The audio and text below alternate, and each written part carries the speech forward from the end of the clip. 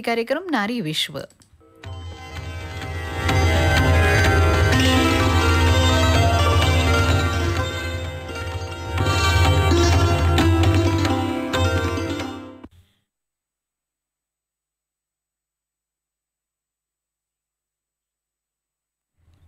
नारी विश्व कार्यक्रमात आज ऐकूया महाराष्ट्र शासनाच्या 2024-25 साठीचा क्रांतीज्योती सावित्रीबाई फुले राज्य शिक्षक गुणगौरव पुरस्कार प्राप्त प्राथमिक शिक्षिका शीतल झरेकर यांची महेश्वरी मिसाळ यांनी घेतलेली मुलाखत. या कार्यक्रमाचे सादरकर्ते सुदाम बटोळे. मैत्रिणींनो नमस्कार आणि आजच्या नारी विश्व या कार्यक्रमात आपलं सगळ्यांचं अगदी मनापासून स्वागत. मैत्रिणींनो, आपण सगळ्याजणी पालक आहोत आणि जेव्हा आपण आपल्या पाल्याचं ॲडमिशन करण्यासाठी शाळेमध्ये जातो तर प्रत्येकीच्या मनामध्ये आपल्या मुलाचा जो काही शाळेतला पहिला दिवस असतो तो स्मरणात असेल. त्यांचे चेहरे हिरमुसलेले असतात, कधी कधी ती रडवेली झालेली असतात आणि मला शाळेत नको असं ती म्हणत असतात. आणि मग कधीतरी आईला असं वाटायला लागतं की अरे आपण याला थांबवावं की नाही शाळेमध्ये. पण अगदी मनाचा निग्रह ती करते आणि त्या शाळेतील जे काही शिक्षक असतात त्यांच्याकडे सोपवून ती पुन्हा आपल्या घरी परतत असते. तर हे सगळं सांगायचं कारण म्हणजे श्रोते हो, शाळा म्हटलं की एकेकाळी असं असायचं की मुलांना शाळेत जायचा मुळात कंटाळा यायचा आणि शाळेत नको म्हणून बरीचशी मुलं शाळेत जायला टाळाटाळ करायची.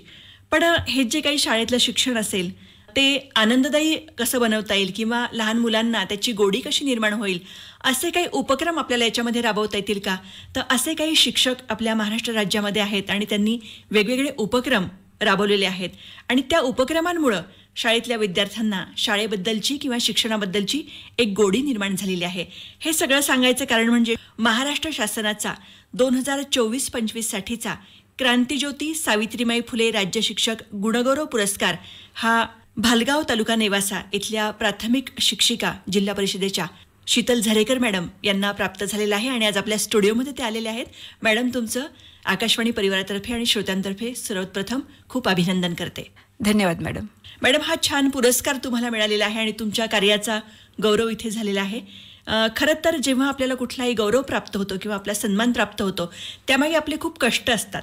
म्हणजे तो जो काही प्रवास असतो पुरस्कारापर्यंतचा तो काही फार सोपा नसतो. शाळेतले विद्यार्थी असतील, पालक असतील आणि शाळेतलं वातावरण या सगळ्यांची सांगड घालून तुम्हाला त्यांना काय चांगलं देता येईल आणि या विद्यार्थ्यांची आपल्याला जडणघडण अधिक चांगल्या पद्धतीने कशी करता येईल यासाठी तुम्ही प्रयत्न करत असता. तुम्हाला अगदी सुरुवातीला सांगा की तुमच्या मनामध्ये असं नेमकं केव्हा आलं की आपण या विद्यार्थ्यांसाठी ग्रामीण भागात कार्य करताना की त्यांच्यामध्ये शाळेची गोडी किंवा शिक्षणाची गोडी निर्माण कशी होईल, काय सांगाल?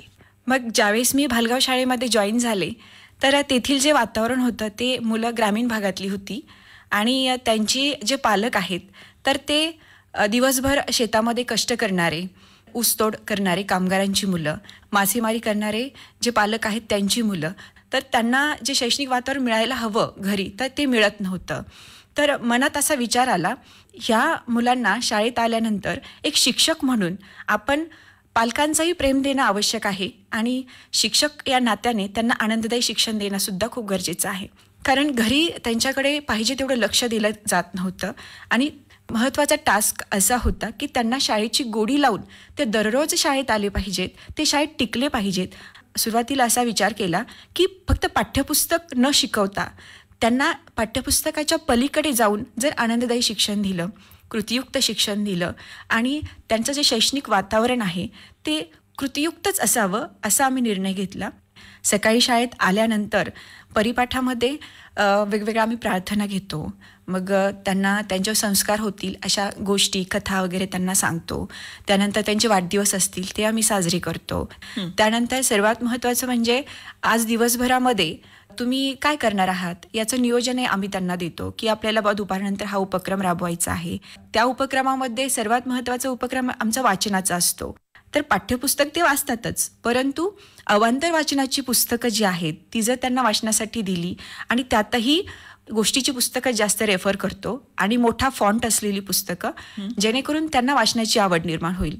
दुपारी जेवण झाल्यानंतर ते सर्वजण वाचन कट्ट्यावर बसतात, बाहेर झाडाखाली मुलं बसतात. त्यांना आम्ही सांगतो की तुला आता आज 1 तासामध्ये एवढी पानं वाचायची आहेत आणि त्यावर तुला सारांश देखील लिहायचा आहे की तू काय वाचलास, त्याच्यातून तुला काय शिकायला मिळालं. आम्ही त्यांना डायऱ्या करून दिलेल्या आहेत, वाचन डायरी म्हणून. हा आमचा एक उपक्रमच आहे. वाचन झाल्यानंतर ज्यावेळेस ते वर्गामध्ये येतात, डायऱ्या दाखवतात, वह्या दाखवतात, त्यातून जो आनंद त्यांच्या चेहऱ्यावर दिसतो तर खरंच तो आनंद पाहण्यासारखा असतो. आम्ही वेगवेगळ्या उपक्रमामध्ये जे वेगवेगळे आपण सण साजरे करतो, जे उत्सव साजरे करतो, ते सुद्धा आम्ही शाळेमध्ये साजरे करतो.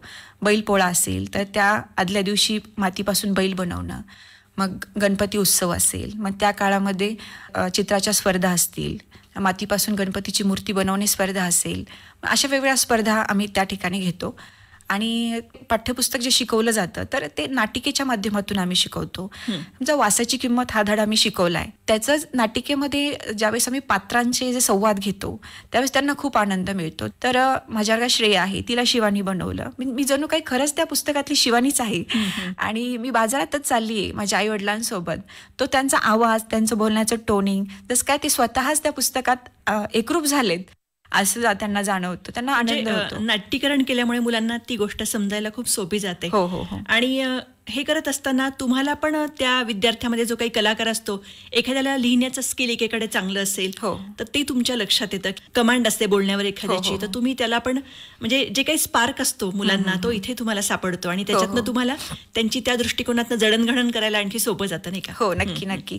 मग असं वाटतं नक्कीच ही मुलं पुढे भविष्यात जाऊन त्यांना जर स्कोप मिळाला तर फक्त इंजिनिअरिंग होणं, डॉक्टर होणं हे क्षेत्र न निवडता बाकी अनेक क्षेत्रामध्ये ते स्वतःचे नाव कमवू शकतात.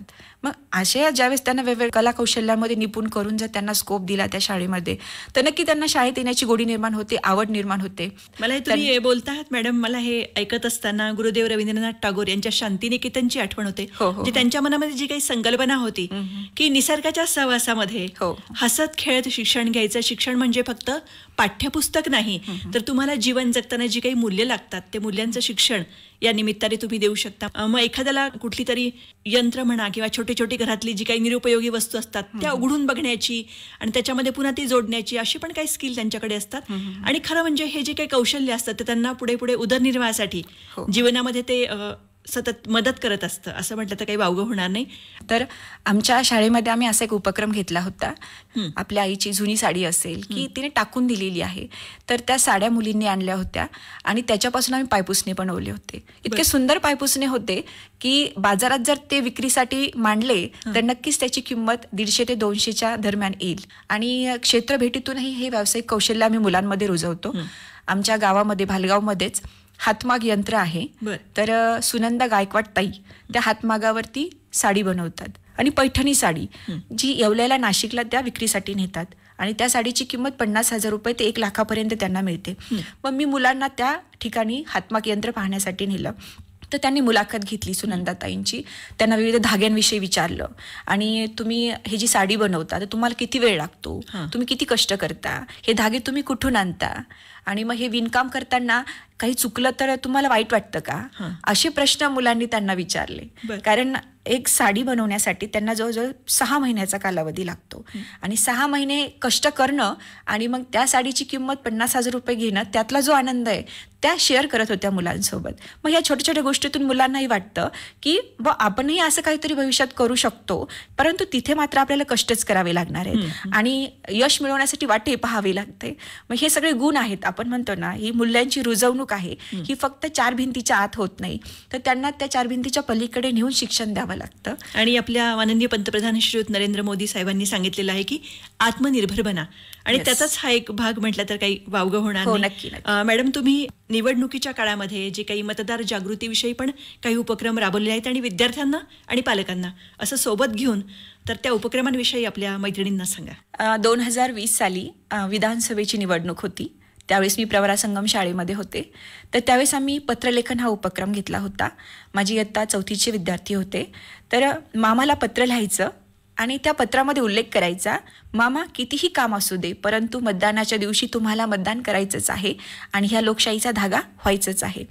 विशेष म्हणजे आम्ही पोस्ट ऑफिसमध्ये गेलो, ते पत्र तिथे टाकले आणि ज्यावेळेस ते पत्र त्यांच्या मामांना पोहोचले त्यावेळेस त्या मामांचा मला फोन आला होता की मॅडम, आम्ही आमच्या गावी नक्कीच मतदान करू, आमच्या भाच्याचे आम्हाला पत्र मिळालेत.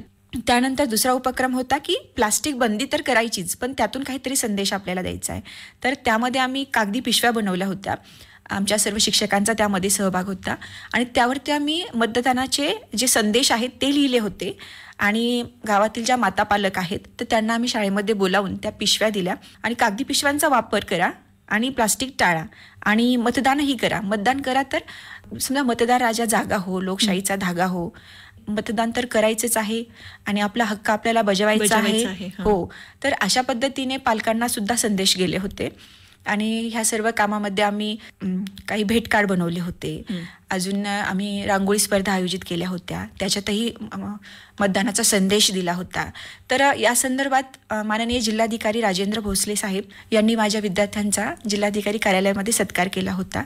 आणि राष्ट्रीय मतदार दिवस या दिवशी आम्ही नगरमध्ये येऊन त्या मुलांनी ज्यावेळेस त्यांच्या हस्ते सत्कार त्यांनी स्वीकारला त्यावेळेस मुलांना एवढा आनंद झाला आणि पालकांना सुद्धा आनंद झाला. किंवा ग्रामीण भागातील विद्यार्थी ज्यावेळेस जनजागृतीत सहभागी होतात त्यावेळेस त्यांना त्याचं बक्षीस खूप मोठं मिळालंय.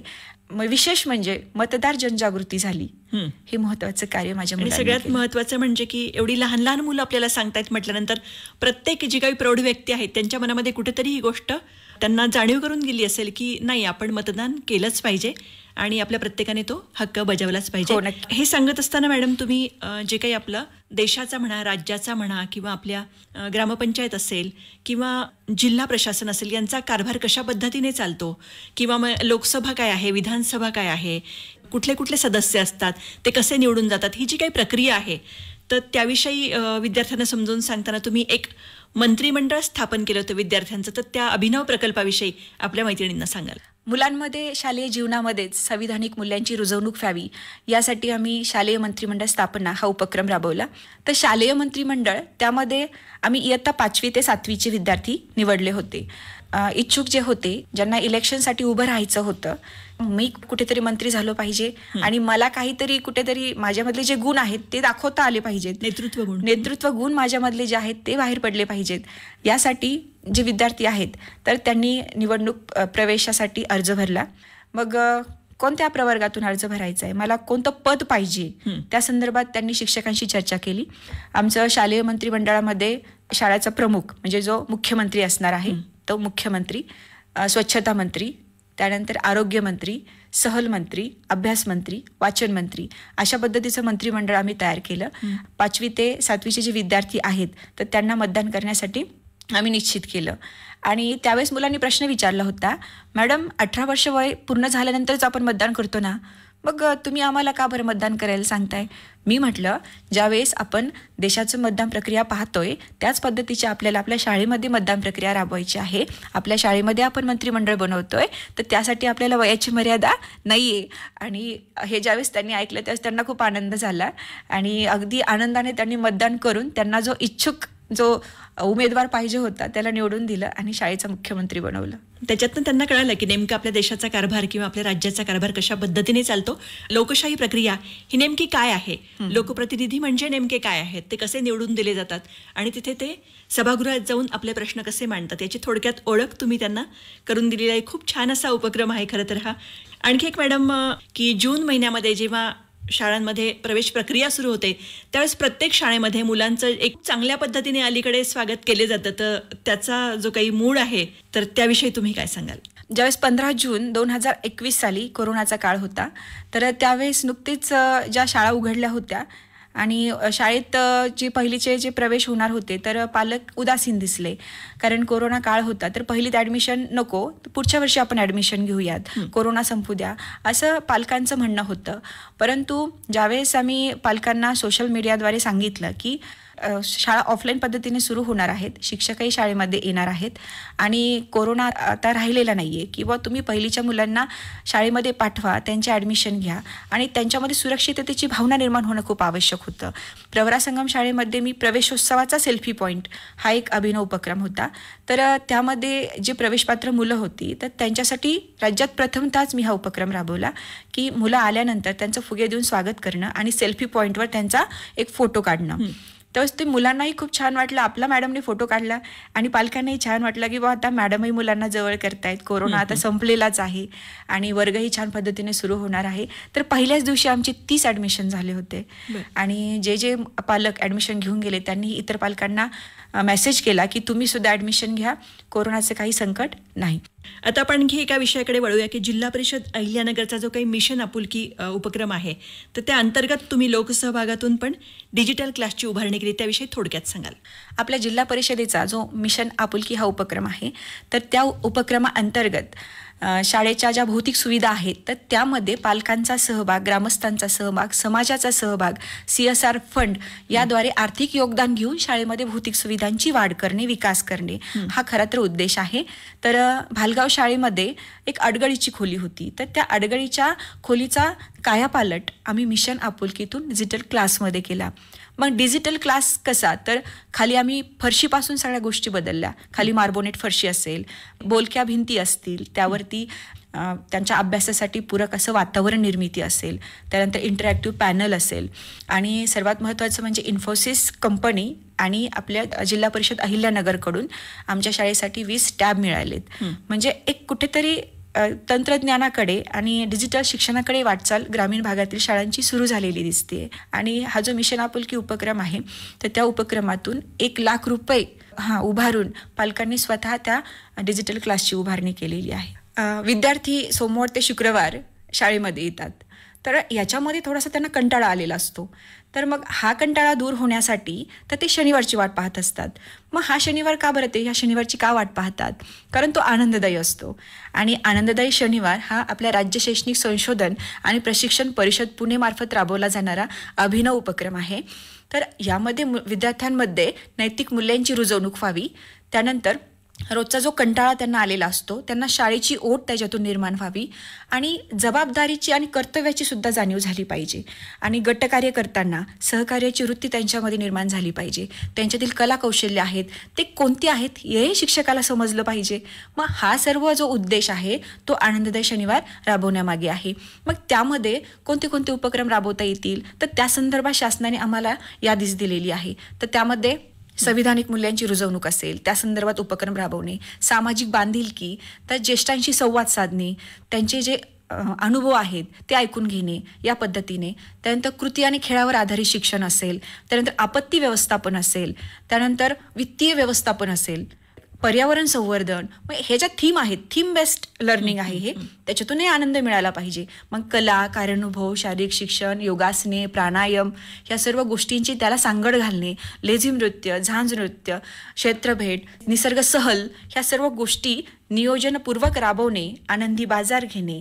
मग विद्यार्थ्यांना पैशाचे व्यवहार त्याच्यातून आले पाहिजेत, बचत बँक त्यांना करता आली पाहिजे. ह्या सर्व गोष्टींचा एकत्रित असा साचा तयार करणे आनंददायी शनिवार. ग्रामीण भागात पण ते विद्यार्थी कुठे मागे नकोत म्हणून तुम्ही जास्तीत जास्त जितके तो टेक्नोसावे होतील ही मुलं, तितकी त्यांना या सगळ्या वाटा ज्या काही शैक्षणिक बाबतीतल्या त्या त्यांना उघड्या होतील असं म्हणायला काही हरकत नाही.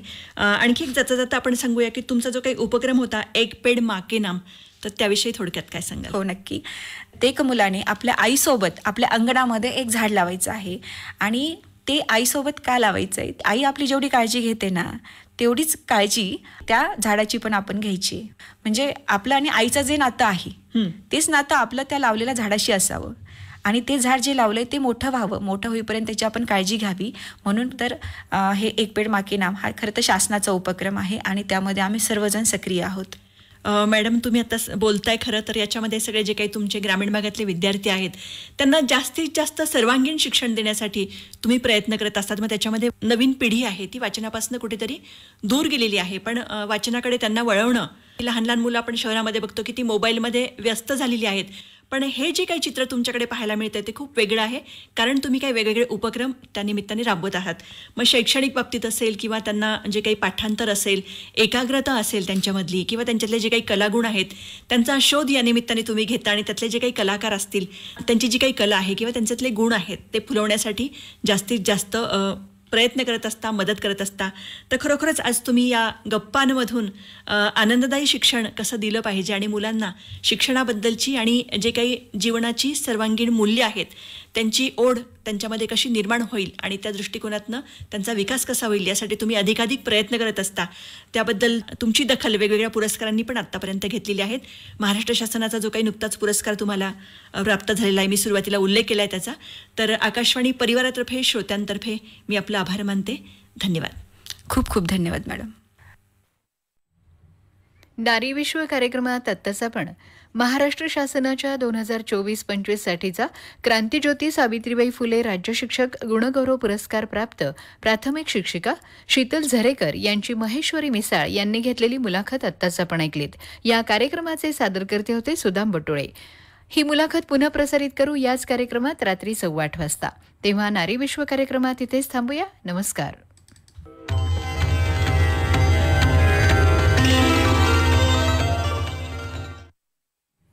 आकाशवाणीचं हे अहिल्यानगर केंद्र आहे. यानंतर मुंबई विविध भारती